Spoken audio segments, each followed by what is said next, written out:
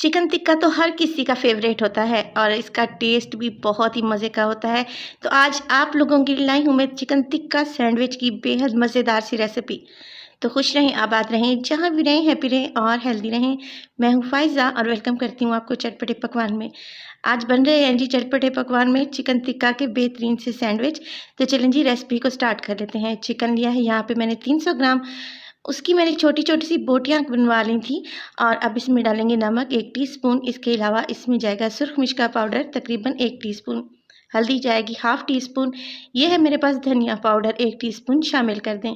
इसके अलावा इसमें चला जाएगा जी ज़ीरा पाउडर तकरीबन हाफ़ टीस्पून, ये भी डाल दें। और अब इसमें डालने लगी हूँ मैं टिक्का मसाला, किसी भी अच्छे ब्रांड का ले लें। तो 2 टीस्पून इसमें चिकन टिक्का मसाला मैंने डाल दिया है, अगर अवेलेबल है तो डाल दें वरना स्किप भी कर सकते हैं। इसमें डालूँगी दही आधा कप और ये है मेरे पास अदरक और लहसुन का पेस्ट तकरीबन 1 टीस्पून, आप इसमें शामिल कर दें। इसके अलावा इसमें डालूँगी मैं सोया सॉस इसमें डलेगी तकरीबन 1 टेबलस्पून के बराबर, आप किसी भी चम्मच से मेयर करके डालिएगा। तो मैं डाल रही हूँ इसमें अब चिली सॉस तकरीबन 1 ही टेबलस्पून के बराबर चली जाएंगी ये दोनों सॉसेस, जो इसके जायके को मज़ीद बढ़ा देंगी। यह है येलो फूड कलर, ताकि चिकन का कलर बहुत ही ज़बरदस्त आए। बस जी अब हमने इन चीज़ों को मिक्स कर लेना है और इसको काउंटर पर ही छोड़ देना है तकरीबन 15 मिनट के लिए। 15 मिनट में चिकन अच्छे से मैरिनेट हो जाएगा और बहुत ही अच्छा सा फ्लेवर देगा। चलें जी इसको छोड़ देते हैं। अब नेक्स्ट स्टेप की तरफ चलते हैं। यहाँ पे एक ले लिया है मैंने बाउल और उसमें डालूँगी तकरीबन आधा कप मेरे पास है मायोनीज़। तो मायोनीज़ आप किसी अच्छे ब्रांड का ले लें।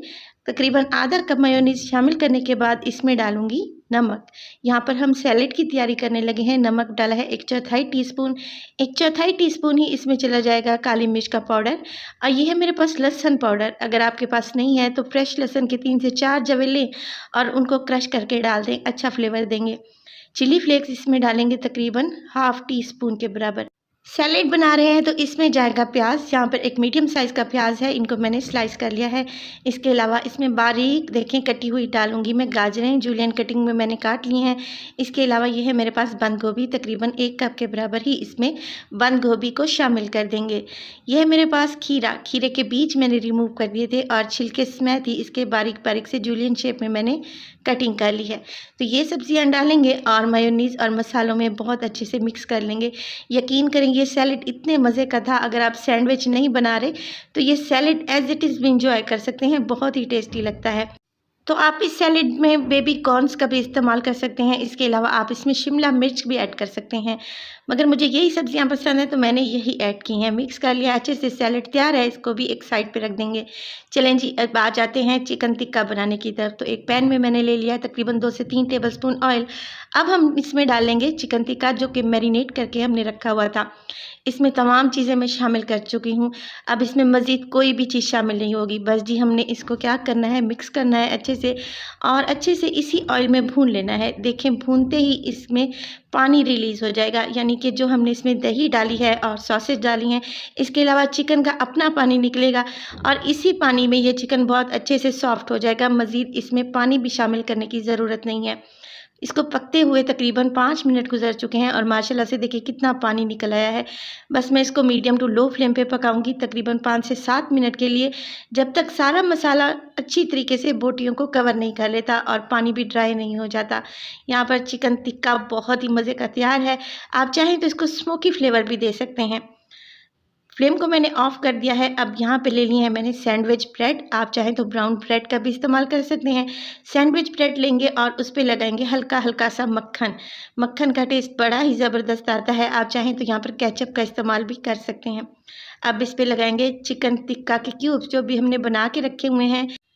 तो बेकरियों पर जो चिकन टिक्का सैंडविच या फिर क्लब सैंडविच मिलता है उसमें चिकन की टॉपिंग बहुत ही कम होती है, मगर आप इसे घर में बना रहे हैं तो अपने हिसाब से बनाएं।